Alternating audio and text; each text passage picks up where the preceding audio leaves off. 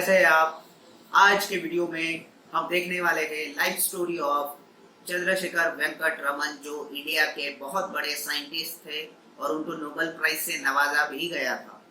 तो चंद्रशेखर वेंकट रमन, जैसा कि आपको पता ही होगा, उनका जो जन्म हुआ था वो 7 नवंबर को 1888 के साल में हुआ था।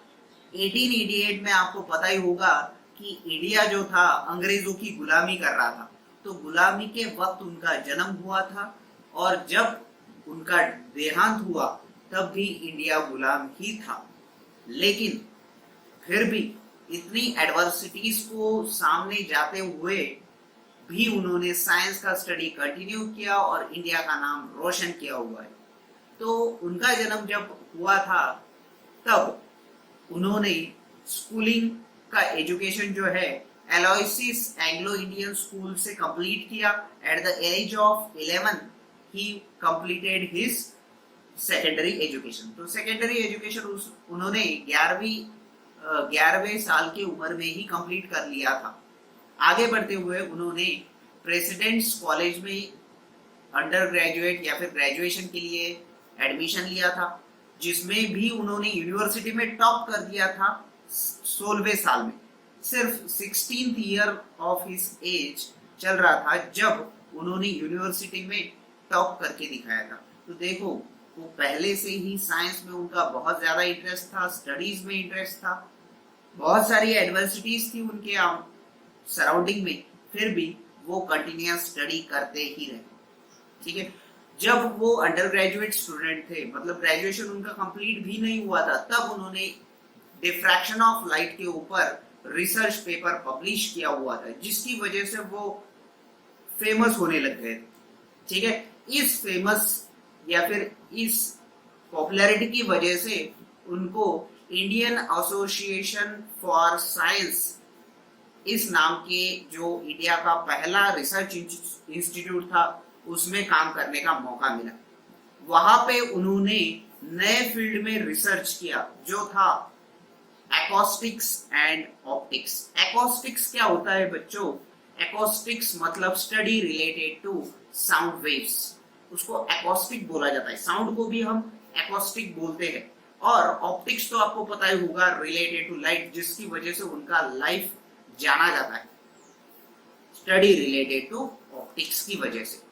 तो पहले तो उन्होंने एकॉस्टिक मतलब साउंड का बहुत ज्यादा स्टडी किया, उस पर रिसर्च पेपर्स दिए।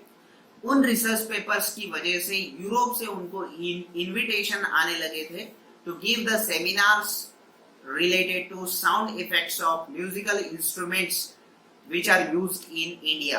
पर्टिकुलरली तबला और हारमोनियम जो था, उसमें परक्यूशन इंस्ट्रूमेंट्स उनको कहते हैं हम, जो एयर के ऊपर बेस्ड रहते हैं, वो ज्यादातर यूरोप में यूज नहीं किए जाते थे। वहां पे गिटार या फिर अलग जो स्ट्रिंग इंस्ट्रूमेंट्स थे उनका यूज किया जाता था। लेकिन एयर इंस्ट्रूमेंट्स का ज्यादा से ज्यादा डेवलपमेंट इंडिया में हुआ था।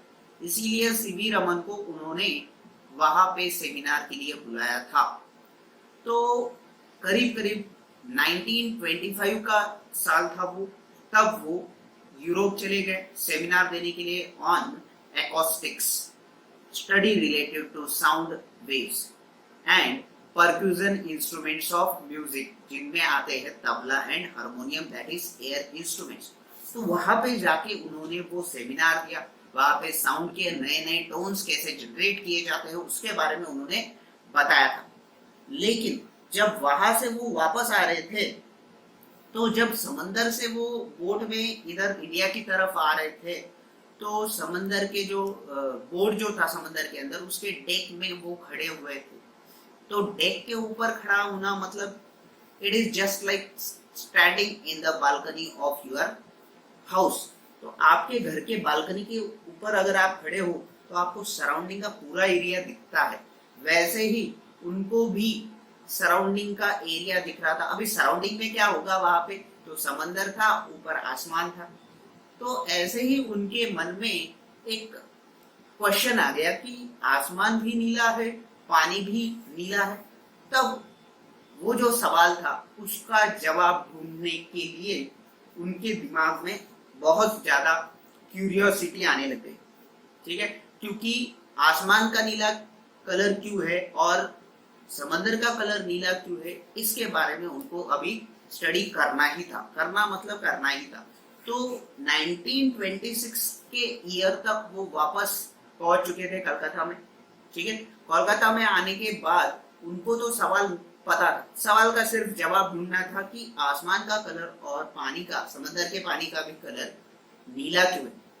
तो उन्होंने जैसे ही इंडिया में लैंड हुए अपनी एक खुद की लेबोरेटरी एस्टेब्लिश की कोलकाता में, खुद के इन्वेस्टमेंट से एस्टेब्लिश की, और उसमें उन्होंने रिसर्च करना शुरू किया कि समंदर का, सी वाटर का कलर ब्लू क्यों होता है और स्काई का कलर भी ब्लू क्यों होता है। तो अलग अलग तरीके के एक्सपेरिमेंट्स उन्होंने शुरू किए। एक्सपेरिमेंट्स करते करते उनको पता चला कि आसमान का कलर और समंदर का कलर, दोनों का कलर नीला होने का रीजन क्या है। उसके लिए उन्होंने निरंतर मेहनत भी की है, हर रोज वो एक्सपेरिमेंट्स परफॉर्म करते थे। 2 साल लगे, 2 साल के बाद उन्होंने उनकी डिस्कवरी दुनिया के सामने रखी कि आसमान का कलर और सी का कलर भी नीला क्यों होता है। तो उसका रीजन उन्होंने बताया, diffraction and scattering of light into constituent colours. तो वहां पे आसमान के रीजन में या फिर ब्लू सी के पानी के अंदर जो ब्लू कलर होता है लाइट का, वो ज्यादा से ज्यादा स्कैटर होता है।